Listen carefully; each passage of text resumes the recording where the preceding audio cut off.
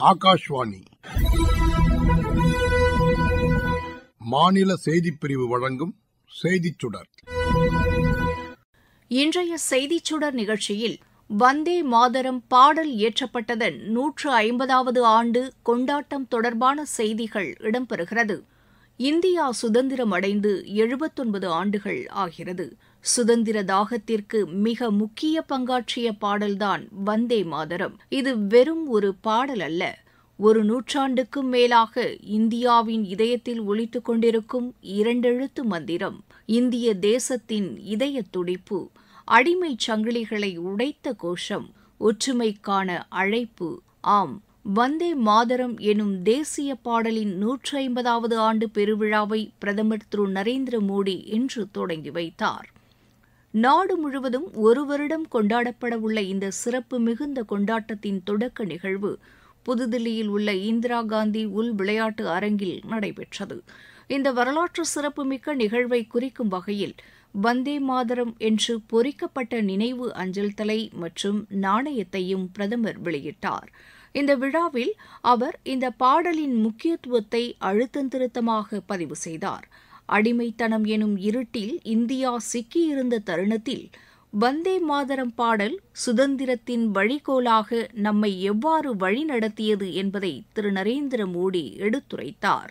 இன்று தலைநகர் புதுதில்லி மட்டுமன்றி நாடு முழுவதும் உள்ள கிராமங்கள், நகரங்கள் மற்றும் கல்வி நிறுவனங்களில் சமூகத்தின் அனைத்து தரப்பினரும் இணைந்து வந்தே மாதரம் பாடலை பல்வேறு குழுக்களாக ஒன்றிணைந்து பாடி மகிழ்ந்தனர். சுதந்திர போராட்டத்தின் போது மட்டுமல்ல, வந்தே மாதரம் எந்த காலத்திற்கும் பொருந்தும் ஒரு அருமருந்தாக உள்ளது. வந்தே மாதரம் என்றால் அன்னையே உன்னை வணங்குகிறேன் என்று பொருள். தலைமுறை தலைமுறையாக இந்த பாடல் எண்ணற்ற விடுதலை போராட்ட வீரர்களையும் தேசத்தை கட்டமைப்பவர்களையும் ஊக்கப்படுத்தியுள்ளது. இன்று இப்பாடல் நமது நாட்டின் அடையாளமாக உள்ளது. 150 ஆண்டுகளுக்கு முன் 1875ஆம் ஆண்டு இந்தியா ஆங்கிலேயர் ஆட்சியின் கீழ் அடிமைச் சங்கிலிகளால் பிணைக்கப்பட்டிருந்தது. இந்த காலகட்டத்தில் நாடு முழுவதும், முக்கியமாக மேற்கு வங்காளத்திலிருந்து பல இளைஞர்களும் எழுத்தாளர்களும் சுதந்திர போராட்டத்தில் தீவிரமாக பங்கேற்கத் தொடங்கினர். தேசத்தின் உணர்வை தட்டி எழுப்ப வேண்டியதன் அவசியம் உணர்ந்திருந்த மேற்கு வங்காளத்தைச் சேர்ந்த ஒரு இளம் எழுத்தாளரும் தொலைநோக்கு சிந்தனையாளருமான பங்கிம் சந்திர சட்டர்ஜியின் மனதில் ஒரு தீப்பொறி விழுந்தது. அவருடைய எழுதுகோளில் இருந்து பிறந்த ஒரு கவிதைதான் வந்தே மாதரம். அந்த எளிய 2 சொற்கள் காலப்போக்கில் ஒட்டுமொத்த தேசத்தின் விடுதலை முழக்கமாக மாறியது. பங்கிம் சந்திர சட்டர்ஜி 19ஆம் நூற்றாண்டில் வங்காளத்தின் அறிவுசார் மற்றும் இலக்கிய வரலாற்றில் ஒரு முக்கிய பங்கு வகிக்கிறார். அவர் ஒரு புகழ்பெற்ற நாவலாசிரியர், கவிஞர் மற்றும் கட்டுரையாளர் ஆவார். அவருடைய பங்களிப்புகள் நவீன மேற்கு வங்காள வளர்ச்சிக்கும் இந்தியாவின் தேசிய உணர்வை வலுப்படுத்தவும் முக்கிய பங்கு வகிக்கிறது. அவரது குறிப்பிடத்தக்க படைப்புகளான ஆனந்தமடம், துர்கேஷ் நந்தினி, கபாலகுண்டலா மற்றும் தேவி சௌதுராணி ஆகியவை சுதந்திரத்திற்கும் சுய அடையாளத்திற்காகவும் போராடிய வீரர்களின் வாழ்க்கையை பிரதிபலிக்கின்றன. வந்தே மாதரம் என்ற பாடலை அவர் இயற்றியது தேசியவாத சிந்தனையின் ஒரு மைல்கல்லாக அங்கீகரிக்கப்படுகிறது. பங்கிம் சந்திர சட்டர்ஜி தமது எழுத்துக்கள் மூலம் வங்காள இலக்கியத்தை வளப்படுத்தியது மட்டுமல்லாமல் இந்தியாவின் ஆரம்பகால தேசியவாத இயக்கத்திற்கான அடிப்படை கருத்தியல் கொள்கைகளையும் வகுத்தார். வந்தே மாதரத்தின் மூலம் அவர் தாய்நாட்டையே அன்னையாக உருவகப்படுத்தி தேசத்திற்கு ஒரு மகத்தான உணர்வை வழங்கினார். நமது உள்ளங்களில் தேசிய உணர்ச்சியை பெருக்கெடுக்க வைக்கும் இந்த பாடலை பங்கிம் சந்திர சட்டர்ஜி 1875ஆம் ஆண்டு இதே நாளில், அதாவது நவம்பர் மாதம் 7ஆம் தேதி இயற்றினார். முதலில் பங்கதர்ஷன் என்ற இலக்கிய இதழில் இது வெளியிடப்பட்டது. சிறிது காலத்திற்கு பிறகு 1882ஆம் ஆண்டில் அவர் இயற்றிய அழியா படைப்பான ஆனந்தமடம் என்ற நாவலில் இது ஒரு பாடலாக இணைக்கப்பட்டது. இந்த தகவலை 1907ஆம் ஆண்டு ஏப்ரல் 16ஆம் தேதி வந்தே மாதரம் என்ற ஆங்கில நாளிதழில் ஸ்ரீ அரவிந்தர் எழுதிய ஒரு கட்டுரை மூலம் உறுதிப்படுத்திக் கொள்ளலாம். அதில் பங்கிம் சந்திரர் இந்த புகழ்பெற்ற பாடலை இயற்றி 32 ஆண்டுகள் கடந்துவிட்டதாக அவர் குறிப்பிட்டுள்ளார். வந்தே மாதரம் ஒரு தனி கவிதை அல்ல, இது பங்கிம் சந்திர சட்டோபாத்யாயா ஆசிரியராக இருந்த வங்காள மாத இதழான பங்கதர்ஷனில் தொடராக வெளிவந்த அவரது புகழ்பெற்ற ஆனந்தமடம் என்ற நாவலின் ஒரு பகுதியாகும். இந்த நாவலின் தொடர் வடிவம் முதலில் 1881ஆம் ஆண்டு மார்ச் ஏப்ரல் இதழில் வெளியான போதே அதில் வந்தே மாதரம் என்ற பாடல் இடம்பெற்றது. பங்கிம் சந்திர சட்டர்ஜி இந்த மகத்தான பாடலை எழுதினாலும் அதற்கு பின்னான வரலாற்று பெருமிதத்தை தந்தது குருதேவ் ரவீந்திரநாத் தாகூரின் பங்களிப்புதான்.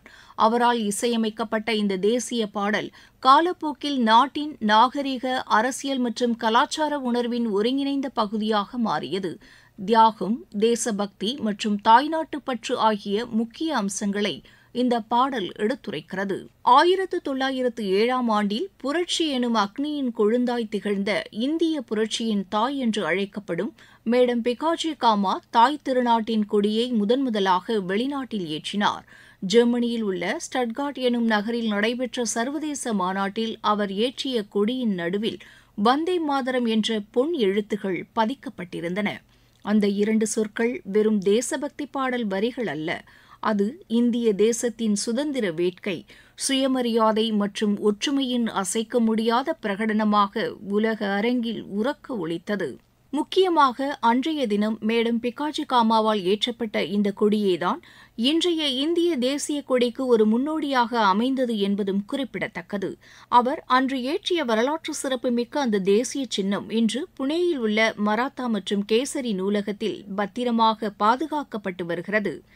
பங்கிம் சந்திர சட்டர்ஜியின் ஆனந்தமடம் ஒரு நாவல் மட்டுமல்ல, அது விடுதலைக்கான ஒரு பிரகடனம். இந்த நாவலின் மையக்கதை சந்தானர்கள் என்று அழைக்கப்பட்ட சந்நியாசி குழுவை பற்றியது. சந்தானர்கள் என்றால் குழந்தைகள் என்று பொருள். இவர்கள் தங்கள் வாழ்க்கையை தாய்நாட்டின் விடுதலைக்காகவே அர்ப்பணித்தவர்கள். அவர்களின் எண்ணங்கள் முழுவதும் தங்கள் பிறந்த மண்ணின் மீதே இருந்தது. இவர்களுக்கு தாய்நாடு என்பது வெறும் நிலப்பரப்பல்ல, அன்னை தெய்வம். இந்த சந்தானர்கள் தங்கள் கோவிலில் தாய்நாட்டை 3 வடிவங்களில் பிரதிநிதித்துவப்படுத்தும் உருவங்களை வைத்திருந்தனர். 1. அன்னை அவளது சுய உருவமாக கம்பீரமாக மகத்துவமாக இருப்பது. 2. புழுதியால் சூழ்ந்து துயரத்தில் இருக்கும் தாய். 3.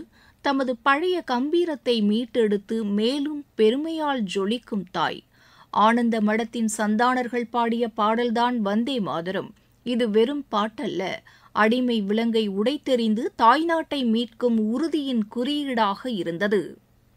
1905ஆம் ஆண்டு அக்டோபரில் கொல்கத்தாவில் வந்தே மாதரம் சம்பிரதாயா என்ற அமைப்பு தொடங்கப்பட்டது. இதன் நோக்கம் தாய்நாடு மீதான பற்றை ஒரு புனிதமான மத உணர்வாக வளர்ப்பதுதான்.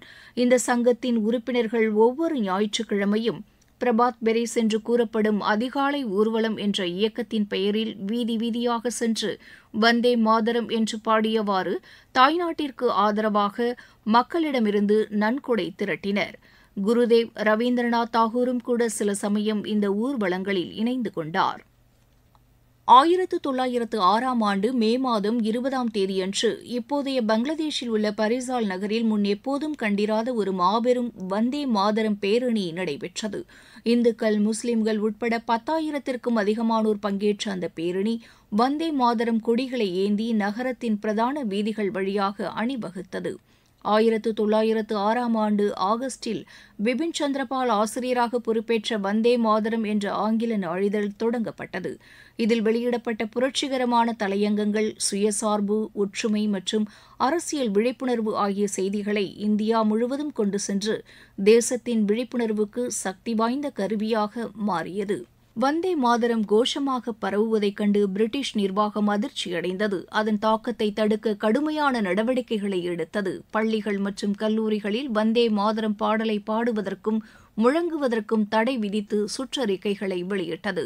1905ஆம் ஆண்டு நவம்பரில் ஒரு பள்ளியில் 200 மாணவர்கள் வந்தே மாதரம் என்று முழங்கியதற்காக ஒவ்வொரு மாணவருக்கும் ₹5 அபராதம் விதிக்கப்பட்டது. ஆனால் இவை எதுவும் வந்தே மாதரம் பாடலினால் ஏற்பட்ட தாக்கத்தை தடுக்க முடியவில்லை. 1906 நவம்பரில் மகாராஷ்டிராவின் தூலியாவில் நடந்த ஒரு கூட்டத்திலும் வந்தே மாதரம் முழக்கம் எழுப்பப்பட்டது. 1908 கர்நாடகாவின் பெல்காமில் லோகமானிய திலகர் பர்மாவின் மண்டலேவுக்கு நாடு கடத்தப்பட்ட நாளில் வந்தே மாதரம் என்று முழங்கியதற்காக காவல்துறையினர் பல சிறுவர்களை தாக்கி பலரை கைது செய்தனர். ஆங்கிலேயரின் அடக்குமுறை இந்தியாவின் தேசிய உணர்வை மட்டுமே பெருக்கியது. நாட்டின் ஒவ்வொரு பகுதியிலும் வந்தே மாதரம் என்ற கோஷம் ஆங்கிலேயர் ஆட்சிக்கு எதிரான எதிர்ப்பின் அடையாளமாக எதிரொலித்தது. சாதி, மதம், மொழி என அனைத்து பிரிவுகளையும் கடந்து மக்களை ஒன்றிணைக்கும் ஒரு ஆன்மீக சக்தியாக இது மாறியது. இந்த பாடலின் வரிகள் இளைஞர்களுக்கும் தலைவர்களுக்கும் உத்வேகம் அளித்தது. இந்த எழுச்சியின் காரணமாக 1896 கொல்கத்தா காங்கிரஸ் மாநாட்டில் ரவீந்திரநாத் தாகூர் வந்தே மாதரம் பாடலை பாடினார். பின் 1905 வாரணாசியில் நடந்த இந்திய தேசிய காங்கிரஸ் அமர்வில் அகில இந்திய நிகழ்வுகளுக்கான பாடலாக வந்தே மாதரம் பாடல் அதிகாரப்பூர்வமாக ஏற்றுக்கொள்ளப்பட்டது. 1906 ஏப்ரலில் நடைபெற்ற வங்காள மாகாண மாநாட்டில் வந்தே மாதரம் என்று பொதுவெளியில் முழங்குவதற்கு பிரிட்டிஷ் அதிகாரிகள் தடை விதித்தனர். மீறி முழக்கமிட்ட பிரதிநிதிகள் கடுமையான அடக்குமுறையை சந்தித்தனர். இறுதியில் இந்த மாநாடும் தடை செய்யப்பட்டது.